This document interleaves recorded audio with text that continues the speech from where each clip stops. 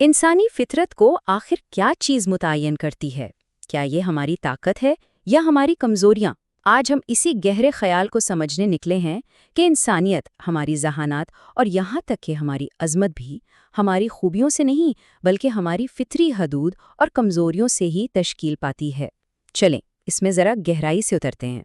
تو سوال یہ ہے، کیا ہماری ذہانت کا اصل جوہر ہماری بے پناہ صلاحیتوں میں ہے یا پھر ان حدود میں جو ہمیں مجبور کرتی ہیں کہ ہم تخلیقی بنیں، نئے راستے نکالیں؟ یہ ایک ایسی فکری بحث ہے جہاں ہمارے سامنے دو بہت مختلف زاویے آتے ہیں۔ تو چلیں اس گفتگو کو شروع کرتے ہیں ایک سائنسی یا کمپیوٹیشنل نقطہ نظر سے کہ آخر انسانی ذہانت ایسی کیوں ہے جیسی آج ہے۔ دیکھیں، تھامس ایل گرفٹس کہتے ہیں کہ یہ جو حدود ہیں یہ صرف رکاوٹیں نہیں ہیں بلکہ یہی وہ عوامل ہیں جو انسانی ذہانت کو اس کا منفرد کردار دیتے ہیں۔ مطلب ہمارے پاس وقت محدود ہے تو ہم لمبے چوڑے حساب کتاب کی بجائے اندازے اور شارٹ کٹس استعمال کرتے ہیں۔ ہمارے وسائل محدود ہیں تو ہم سیکھتے ہیں کہ سب سے اہم معلومات پر کیسے توجہ دینی ہے۔ تو یہ ہماری کمزوری نہیں بلکہ یہی وہ قوت ہے جو ہماری ذہانت کو شکل دیتی ہے۔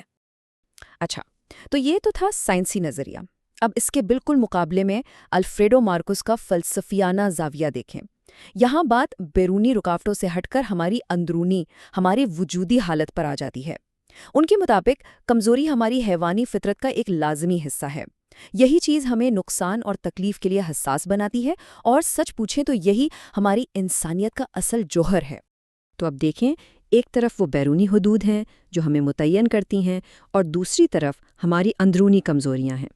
تو اب چلتے ہیں اس اندرونی کشمکش کی طرف جو ہم سب کو چیلنج کرتی ہے، یعنی ہمارے علم اور ہمارے عمل کے درمیان جو ایک بہت بڑا خلا ہے۔ یہ ہے اخلاقی کمزوری کا بنیادی تصور۔ یہ لا علمی نہیں ہے بلکہ یہ وہ ناکامی ہے جب ہم جانتے ہیں کہ صحیح کیا ہے لیکن دوسرے دباؤ کی وجہ سے وہ کر نہیں پاتے۔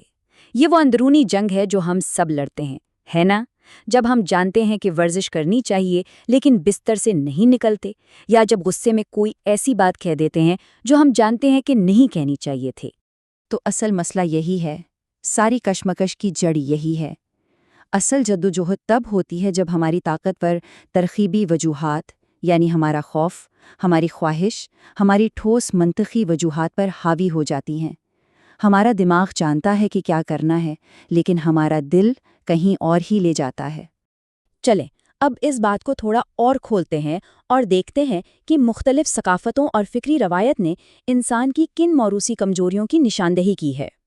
یہ جو فہرست ہے یہ ایک مذہبی نقطۂ نظر سے لی گئی ہے جو انسان کی فطری کمزوریوں کو بیان کرتی ہے۔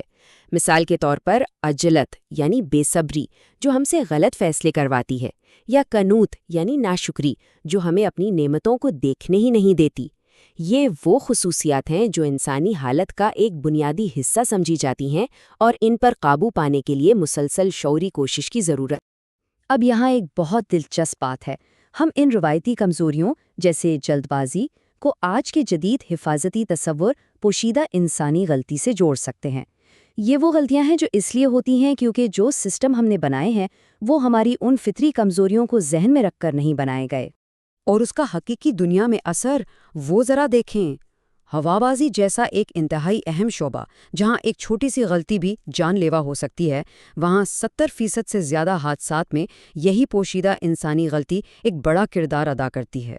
یہ صرف ایک عدد نہیں، یہ ہماری فطری کمزوریوں کے سنگین نتائج کا ایک ٹھوس ثبوت ہے۔ تو سوال یہ ہے کہ اگر یہ کمزوریاں ہماری فطرت کا حصہ ہیں تو پھر ہمیں کرنا کیا چاہیے؟ ہمیں ان کا جواب کیسے دینا چاہیے؟ آئیے 3 مختلف فلسفیانہ راستوں پر غور کرتے ہیں جو اس حقیقت کا سامنا کرنے کے لیے پیش کیے گئے ہیں۔ تو الفریڈو مارکوس کہتے ہیں کہ ہمارے پاس 3 راستے ہیں۔ پہلا ہے تسلیم، یعنی اپنی کمزوری کو بس قبول کر لو۔ دوسرا ہے غیر انسانی بننا، مطلب ٹیکنالوجی یا دوسرے طریقوں سے اپنی فطرت پر ہی قابو پانے کی کوشش کرو۔ اور تیسرا ہے پہچان اور تخفیف، یعنی اپنی کمزوری کو مانو، اسے تسلیم کرو اور پھر اسے سنبھالنے کے لیے اپنی دوسری صلاحیتوں جیسے عقل اور ہمت کا استعمال کرو۔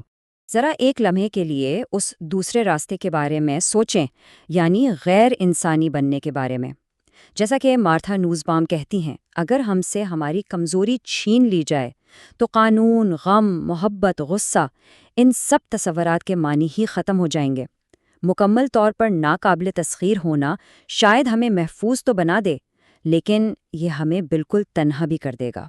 تو اب وقت ہے کہ ان دونوں یعنی سائنسی اور فلسفیانہ نظریات کو جوڑ کر دیکھیں۔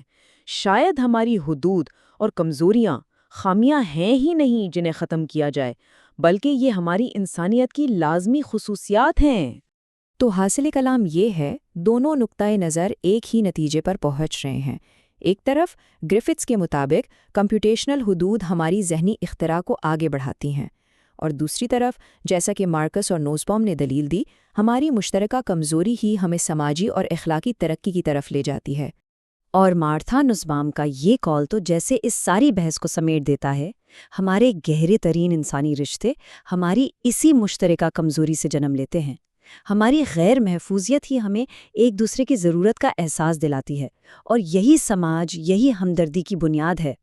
تو آخر میں یہ سوال ہمارے سامنے کھڑا ہے، اگر ہماری حدود ہی ہماری جدت کا ذریعہ ہیں اور ہماری کمزوریاں ہی ہمارے رشتوں کی بنیاد ہیں، تو کیا ہمیں اپنی خامیوں کو ختم کرنے کی کوشش کرنی چاہیے، یا انہیں سمجھ کر ان سے اپنی بہترین خوبیاں پیدا کرنا سیکھنا چاہیے؟